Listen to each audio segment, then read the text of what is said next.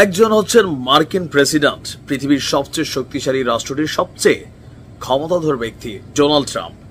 আর আরেকজন পৃথিবীর অর্থনীতির চাকা, মহাকাশ থেকে শুরু করে অনেক আকাশই তারা কন্ট্রোল করে, মানুষটার নাম হচ্ছে ইলন মাস্ক। এবারের এই নির্বাচনে ডোনাল্ড ট্রাম্পের একটা তুরুপের তাসই ছিল ইলন মাস্ক। বিশ্বজুড়ে তার যেই পরিচিতি বা অর্থনীতিতে তার যে অবস্থান বা মার্কিন যুক্তরাষ্ট্রেও তার ব্যাপক প্রভাব আছে, তো সকল কিছুকে কাজে লাগিয়েছেন, অর্থনীতিকেও কাজে লাগিয়েছেন আপনার ট্রাম্প, যার কারণে বাইডেনের পরাজয়।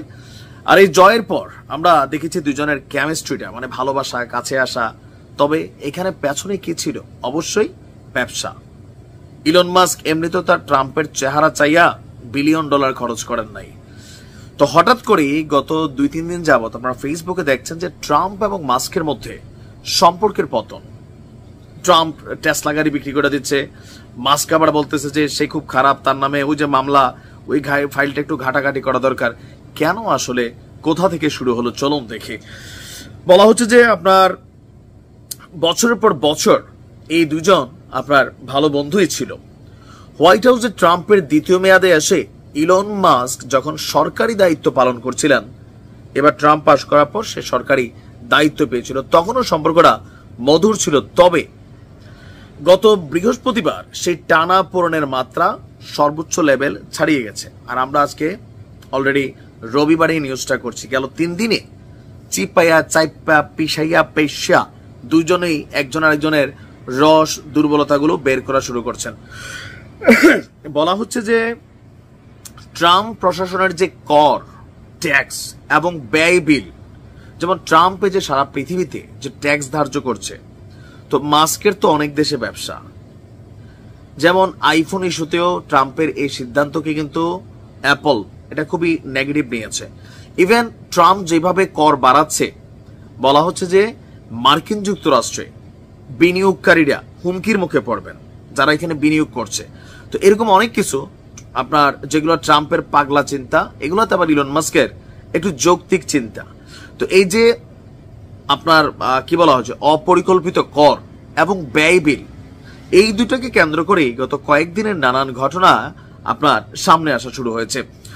যে আপনার এতটুকু পর্যন্ত গেছে যে প্রেসিডেন্ট ট্রাম্পের মানে হ্যানা ভোটে তাকে অভিশংসন করানোর কথাও সামনে এসেছে। মাস্ক একাধিক পোস্টে আপনার ট্রাম্পকে ব্যক্তিগত আক্রমণ করতেও ছাড়েন নাই।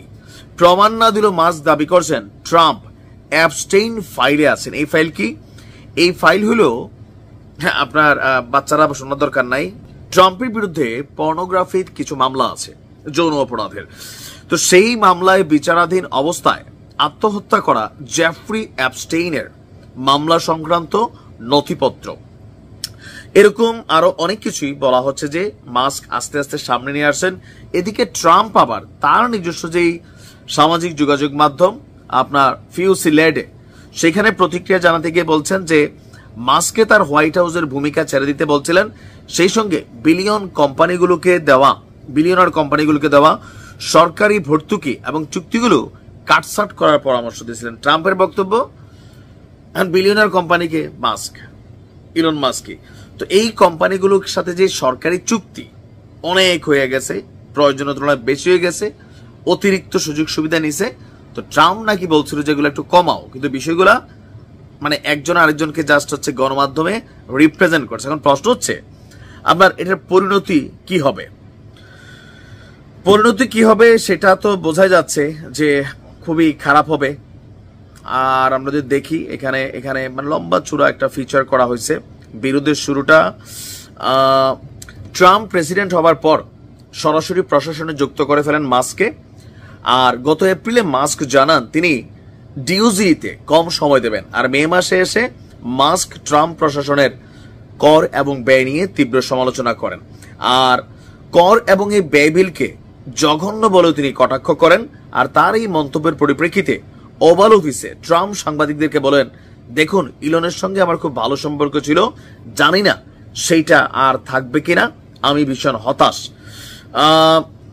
তো এ আর কি মনে হয় মোটামুটি আপনার দেখা গেছে যে 1 সপ্তাহের মধ্যে নানান ব্যক্তিগত সম্পর্ক, স্বার্থ, টানাপোড়েন, এগুলো নিয়ে এই দুজনের মধ্যে ফাটল।